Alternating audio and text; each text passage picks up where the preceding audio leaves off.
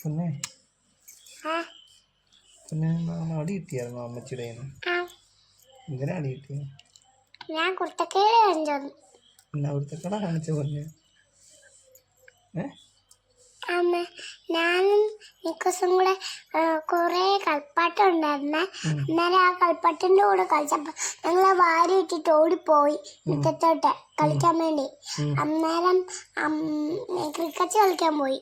അന്നേരം അമ്മ പറഞ്ഞേടി ഇത് വാരി ഇടലേന്ന് പറഞ്ഞപ്പോൾ ഞാൻ വാരി ഇട്ടില്ലായിരുന്നേ. അന്നേരേ അമ്മ വന്ന് അടി വന്നു. അച്ഛൻ ടീഷർട്ട് അച്ഛൻ്റെ താനാണ് എടുത്ത് മണപ്പിച്ചു.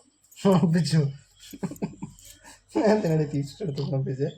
തവണയും നല്ലോണം മണപ്പിച്ചോ? എന്തിനാ മണപ്പിച്ചേ? അച്ഛയുടെ ഓർമ്മ കിട്ടാനോ?